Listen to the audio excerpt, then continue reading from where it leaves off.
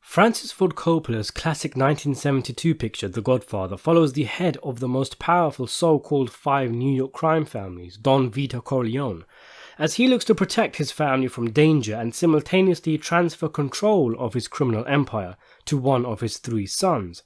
Vito Corleone is a terrifyingly powerful murderer with heavy influence with the police and the courts, but especially when compared to his adversaries, he is principled. He is a man of integrity who values family, friendship, and loyalty. The film ends with Vito having died of a heart attack and his calculating and intelligent son, Michael, taking over the family, wiping out his enemies, and leaving New York for Nevada. In the second film, he seeks to find out who tried to have him killed after an attempt is made on his life. Simultaneously, the movie also charts the rise of a young Vito Corleone, from an orphaned Sicilian immigrant to a young, hard-working man to a fully fledged community leader and local gangster. The rise of Vito Corleone is fascinating, and perhaps I will make a video on it someday, so subscribe to the channel to keep up to date with future videos. But part of that rise, and what actually got Vito into a life of crime in the first place, was his relationship with Peter Clemenza and Salvatore Tessio, 2 men who he befriended. At first, Vito, it could be argued, is the least noteworthy of the trio. His relationship with Clemenza starts with the latter knocking on Vito's window and asking him to hide some guns, and in return Clemenza steals a rug for Vito and his wife. From then on, Clemenza, Tessio and Vito engage in small-time criminal activities to make life that much more bearable for themselves.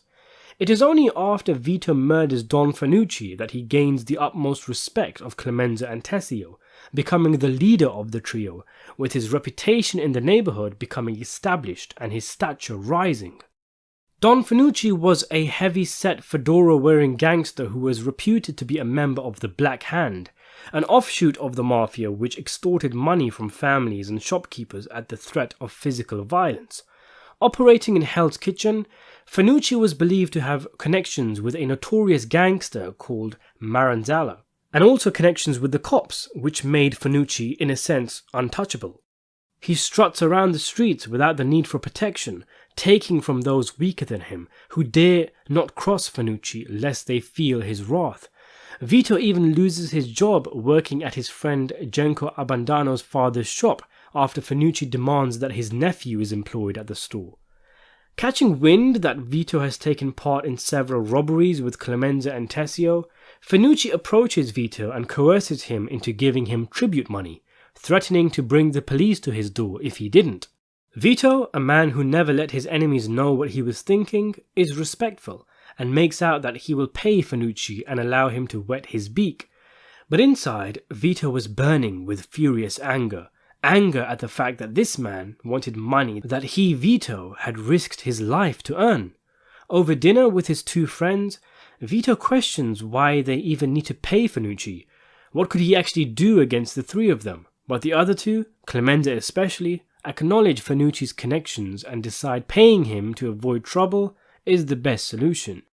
But of course, the calculating Vito meets with Fanucci, offering him a fraction of the amount Fanucci demanded, asking for more time.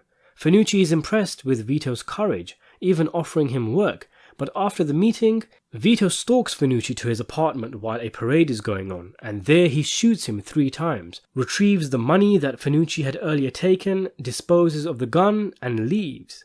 From then on, Vito in a sense takes over Little Italy, treating people with much more respect than Fanucci had done, and in turn he is respected by the people. But there is more to this character of Fanucci than meets the eye. The book the film is based on goes into more detail describing Fanucci's threats of bodily harm as only effective on elderly couples without male children to protect them, given the neighborhood was so violent anyway. Some shopkeepers paid small amounts of tribute money to Fanucci as a matter of convenience more than anything else. One day, Fanucci was set upon by 3 young men, determined to stop Fanucci scavenging on people, who cut his throat, ear to ear, but not deeply enough to kill him. Vito witnessed Fanucci fleeing from the scene drenched in blood, and some weeks later the knife wielder was shot to death as a matter of retribution. The families of the other 2 men paid money to Fanucci for him to forswear his vengeance, and after this, the tributes in the neighborhood became higher. But Vito Corleone, with his sharpness and intelligence, used this scene he witnessed to gauge just how dangerous Fanucci actually was. He recalled how one of the men was murdered and the other two paid Fanucci, and Vito became convinced that Fanucci's connections to dangerous gangsters was actually fabricated. A man who informed the police, Vito thought, could not possibly have any great connections, nor a man whose vengeance could be bought off. He should have surely killed all three men. Rather, Fanucci got lucky and killed one man, but knew he could not take out the other two after they were alerted that he was after them, so allowed himself to be paid off. In addition to this, Vito knew of at least one bookmaker who did not pay Fanucci tribute money, and no retribution had ever been made against him. Plus, Fanucci threatened to go to the police if Vito didn't give him a cut of their stolen goods. A real gangster doesn't go running to the cops, they take care of these things themselves. Not to mention, Fanucci goes around doing all of his shenanigans himself, instead of having underlings to do the work for him. Thus, Vito was convinced that Fanucci's connections were fake. And of course, later when Vito actually goes to kill Fanucci, he sees that he lives in an apartment no different to much of the other inhabitants of Little Italy. Vito's assessment of Fanucci as a weak man with no real power is further emphasized when he allows himself to be lowballed by Vito during the exchange, where Vito offers Fanucci less money than he demanded, which confirmed that Fanucci was all bark and no bite. He even offers him work, as if Fanucci was afraid and would rather Vito was an ally working under him than a threat who did not fear him. So what this means is that this gangster was strutting about around town, striking fear into the working people's hearts, taking from their well-earned pockets, and all this time he was a fraud, a charlatan. The fact that Fanucci's ties to the mob were fake, or at the very least exaggerated, actually explains what some might consider a hole in the film's logic, in that why did nobody come after Vito when he killed Fanucci? Why was no revenge sought from Fanucci's people? The shocking reality is that Fanucci had no people, he was alone, and any muscle he did have were gunmen hired on a cash basis. Although you could also argue that Vito did not kill Fanucci in public, so the murder could not be traced back to him anyway, and rather intelligently, Vito had Fanucci leave their meeting publicly satisfied, but news would have surely spread that this is the man responsible for why the fiendish Fanucci is no longer around. The scene with Fanucci being attacked was actually incorporated into the film, but the scene was deleted from the final cut.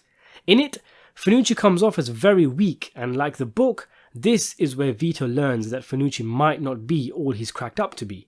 Vito knows how a real Don operates. He had first-hand experience of this as a child, and clearly, this Fanucci was an imposter. The scene also explains why Fanucci has a massive scar around his face. I wonder why this scene showing Fanucci getting attacked was cut. It could simply be because the film was so long and some scenes just have to go, but it also has an effect on the final movie. For one, with the scene deleted, Fanucci comes off as more powerful. There is more risk and tension in Vito's decision to kill him because he's clearly a great threat, and if things go wrong, they will go very wrong for Vito and his family. As such, Vito killing Fanucci comes off as a much more powerful move, brave and heroic even, because Fanucci was such a scary boss whom Vito decided he was not going to become subservient to. If the scene was included, Fanucci wouldn't come off as a big threat, and Vito's decision to kill him comes off as less daring. Leaving the scene out also makes Vito look smarter, as it wasn't just the dumb luck of stumbling upon Fanucci being attacked that gave him the idea that Fanucci was a hack, but Vito's silent observation, his patience, his asking around and learning about people who hadn't paid Fanucci, his decision not to pay Fanucci the full amount and still get away with it. With these few small details, Vito makes a stunning decision to just straight up kill Fanucci, whereas including the deleted scene, it could be argued, does a disservice to Vito's intelligence. In the deleted scene, Fanucci also screams and howls in broad daylight, with no one coming to his aid, highlighting the lack of respect he has in the neighborhood. So I hope you enjoyed this video and it shed some light on an interesting supporting character from the film. If you would like to see more videos, consider checking out the channel and subscribing. Before we end, I just want to thank my sole patron, Andrea Millington, and also my channel members, the new Ongoam24, Rikers, and Michael Awatwi. If you want early access to videos and exclusive videos, consider becoming a channel member, and thanks for watching.